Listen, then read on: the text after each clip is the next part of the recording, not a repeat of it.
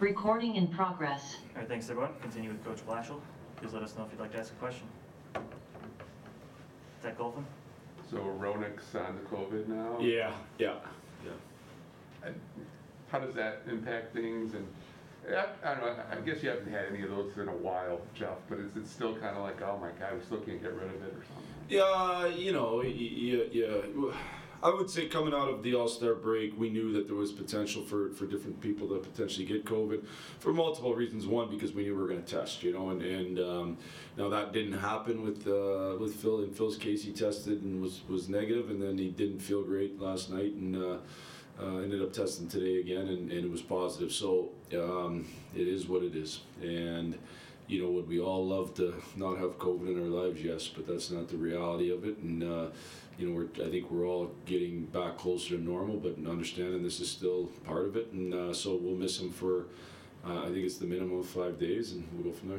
You guys have enough bodies to overcome it, don't you? Or are you gonna? Well, we'll have enough bodies. I don't, right now I have, in terms of Stetcher and Letty, it's a little bit unknown. They both skated today.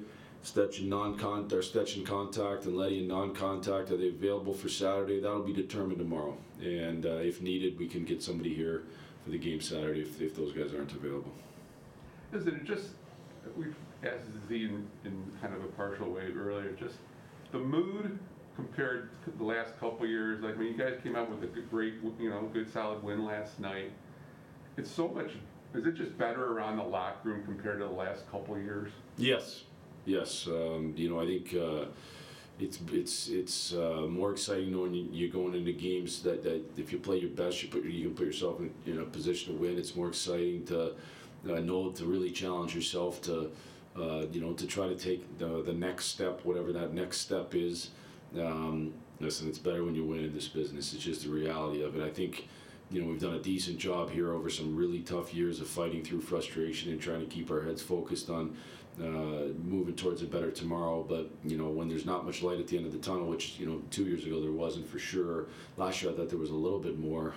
It's harder, and this year I think our guys are recognizing an avenue to us being a better team, between an influx of talent, as I've talked about, and also just kind of growing as a group in terms of what it takes to win. And it's part of a learned process, and I think we're learning it. We're going to, as I said last night, you want to take steps forward with taking very few steps backwards, and we've done both this year. And we just got to keep trying to take as many steps forwards as we can, and we'll have another big challenge on Saturday. So we got to get prepared for that one. Thanks, Jeff. Yep. And Sarkhan? Hey, Jeff, you just touched on it a little bit, but just in terms of the mood being better, just the influx of the young players and just the impact that they've made. I mean, how much does that just kind of add to the anticipation, just the enthusiasm of some of the younger veterans like the Larkin, Bertuzzi, Fabry, knowing that the team's on the rise? I think when you add, really good pieces, whether it be young or veteran players, you're excited as a player because you know that your team's better. And I think when we added Leds in the trade and we signed Suits, I think our guys felt that our team would be better. But certainly when you add into your lineup rookies that have had the impact that Sides and Lucas have had. You're excited about that, and obviously with a young player, that means they've got an opportunity to be part of a core, not just right now, but moving forward. And so, I would say there's a level of excitement within our players, sure, within our staff, and then the fan base. Now, right now we sit at 500. We don't want to be a 500 team. Ultimately, we want to be a really, really good team. So all of us have to work to continue to get better, including those young players. We have to grow. And if you just stay status quo, the future isn't brighter. If you keep growing and getting better, the future can be brighter. And you talked a little bit about it last night, but just the third periods and the whole mindset of just the balance when you're holding on to like a one-goal lead, just the balance between attacking and just making sure that you don't make defensive mistakes. Does that come with experience or just a hockey sense, or what is it that enables you to have success in those situations? Probably those two things are two big ones. Certainly experience and being in those situations and being, having the lead and learning how to, again, play to your identity without giving up easy opportunities against. I think that comes with experience. It also comes with becoming a better team defensively. If you give up easy opportunities against all the time, how are you going to stop doing it when the game's on the line? So that's why you got to grow defensively. I certainly think confidence matters in that aspect as well. That you're learning how to do that. Having guys who are calm in those situations, and sometimes that calmness comes from experience. So all those things factor into it. Learning the balance of keeping the pressure on, trying to play in the other team's end, getting the fifth goal like we got last night, but yet not giving up, not being playing smart pressure hockey, and not just sitting back and letting them come at you in waves, because that's no good either. If all you have to do is defend, then you can't give up easy chances. Thanks, Jeff. Yep. Max Boltman.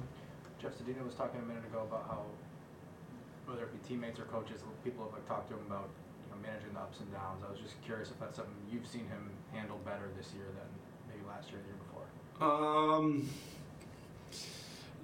I think he's growing in that area. I don't like to try to get into people's heads to say for sure, but from an external perspective, I think he's growing. I think he's doing a better job of he's hard on himself, and he gets frustrated, and both those things. I think hard on yourself can be a good thing, but it can be a bad thing, and frustration is a waste of time. So, but not easy to walk away from. So, I think he's done a better job of the highs and lows being a little less, and I think I see spurts of confidence in him, where I see him, really playing with confidence, and I think that's an important aspect in this. And it's hard. You can't be given confidence. You have to earn confidence. You have to earn confidence with your play so that you feel great about yourself. And sometimes you just got to get to a point as a person or as a player where you don't worry about everything quite as much, and then it allows you to have more confidence. So I think he's moving towards that. I think it'll still be a growth aspect for him, but I think he's moving towards that. And then when you have a player who you want to see get more confident, is there ever I know you've done it recently, but just bump them up the lineup? How do you kind of balance, I don't know, waiting for them to do something that makes it feel like they earned it versus just doing it? It's a balance. We talk as a coaching staff at times. Could this boost this person's game? And I think it starts by them doing things the right way, and if they're doing it the right way, then doing it the right. What's the right way? Right ways. Again, you have to be a solid 200-foot player. You gotta be good defensively. You gotta work like crazy. You gotta back check like crazy. You gotta work on the forecheck. You gotta win puck battles. I think when you start doing those things, then it's easier to give guys the opportunity to maybe boost their confidence by boosting them up the lineup. If they're cheating for offense and lazy and those types of things, there's no chance you're doing that. So there's a balance there. But certainly we recognize that where we put them in the lineup, the opportunities they're given can affect their confidence. I get that for sure. And so if there's times where either out of necessity or that opens up spots, and then out of that necessity, if the guy's at least put himself in position to say, hey, he's worked, his play hasn't been great, but he's worked, he's competed, he's cared, then you can do that. I think Z's done that. I think Z's worked, I think he's competed, I think he's cared. Has he always been perfect? None of us are, but I think he has done those things, and so then he gets this opportunity to see what he does with it. And then last thing for me, kind of to Ansar's question, when you have so many young guys throughout the lineup, does it change the dynamic at all for guys who maybe before they would have been competing with a guy who had 8-10 years of NHL experience for that last lineup spot, and now it's a guy who maybe their same age or right around it? I think, there's probably a different perspective. I think at the end of the day, when you're as an individual, you're competing for spots, you want to win the spot, and whether it's against it's one thing if it's an established superstar, you kind of know that guy's in his, but it's another thing if there's any, feeling at all like I can win that spot. I think it doesn't really matter if they're young or old. You're going to work like crazy to win it. Thanks. Yep. Lee St. James. Jeff, on Lucas's goal last night, Philip was right there at the net as well. If he plays like that, is this as close to an identity on each line you've had in a bit, that you like the identity of each line? The lines, seem to make sense from a construction where, certainly if Z will go to the net like that, and I think that Larkin line, they'd have to share it. I don't think one guy's just going to be a pure net front guy, but, I think the Suter line with the addition of Bird gives him some muscle and some puck battle wins, and obviously a really good player. I think the Larkin line, if Z plays with that grittiness and Razor plays, and they can all kind of contribute together. The Rasmussen line has an identity. I think Veleno's line did a good job last night. I think that can be a kind of a combination line. There's some skill there. Obviously, Gag's been a skilled player throughout his career. Veleno can do a little of both, and I thought Smitty was real physical in the forecheck. So, yeah, it does give you some balance and some identity in each line that I think is important. And with the fourth line, you've kind of, regarding which Smith goes in, is that more about Joe Veleno? You like him in the middle, and he certainly made an excellent case for why he belongs there last night, but kind of is where you want Joe? Yeah, probably had more to do with Joe than it did Jamel, for sure. If I was going to put Joe on that line, I wanted to play him at center. That's why we did that. And Giovanni does give us an element that we'd like to have more of, and that's that real physical presence. And I thought he was real physical on the forecheck when I went back and watched a lot of the forechecks last night. It does give us that kind of physical presence. So, we'll see where it goes. Jamel's going to get another opportunity at some point. But I thought the lines looked solid last night. What do you think has clicked for Giovanni? Because it seemed early in the season, he struggled to be physical without wanting to landing in the penalty box, and it kind of hampered his effectiveness. Yeah, I don't personally think Giovanni's physicality is been the reason why he's taking penalties. I think when he takes penalties, he's taking them at times either for kind of after the whistle stuff that he's I think he's learned that he can't be the guy taking the penalty out of those situations. I hope he's learned that. And then there's times where he's got to move his feet more and not take hooking and holding penalties. Those are ones that I think sometimes he gets a habit of not moving his feet.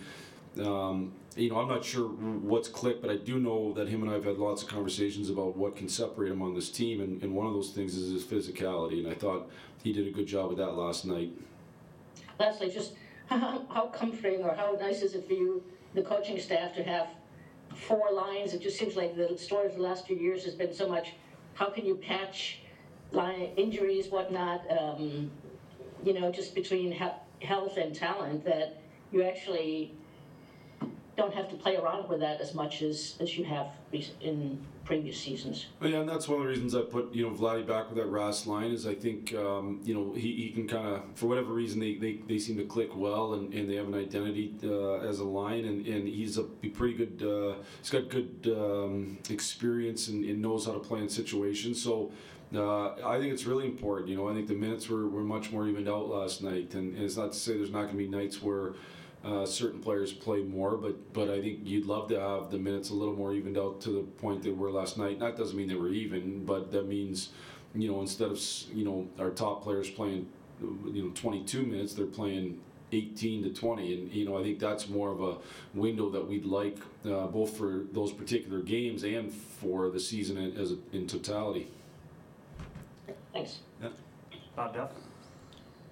Jeff, I know points aren't the only thing that you assess a player on, certainly, but is it for a guy like Raymond, who's looked upon and certainly, I assume, looks upon himself as an offensive player, is it important psychologically for him to get a goal like last night? Yeah, I think it always, I think for offensive players, they always feel better about themselves when they score, and so I think for, especially a young player, I think the good thing with Lucas is he knows he can make a positive impact without just judging himself on points. He does a lot of good things regardless if he's scoring, but he knows he's in a position, on the top line, on the power play to produce. And So I think it was good. I also think that goal was a lot of what we want to be in the offensive zone, with one guy in the net and one guy in that hash mark area, and that's the guy that kind of gets the rebounds and scores. We talk about having that depth of screen guy, and he was right where he needed to be and scored, so I thought it was good for him. Seemed like a lot of your goals last night were that type of goal. You're just putting the puck into the net, as you always say, to cause chaos for people going to the net. As a coach, does that make you kind of feel good that the message is getting through and these guys are understanding what we got to do to succeed? Certainly, Bob. Whenever the team is playing the way that you've tried to guide them to play or drilled them to play, you feel good about it. You feel really not great when it doesn't look that way, and you want your team to look the way that you've kind of mapped out. And I thought offensively we did a good job of that last night. It is 29 Thanks a for the lot. Trojans of Whitmore That's it Lake for us today. and Thanks, everyone. 38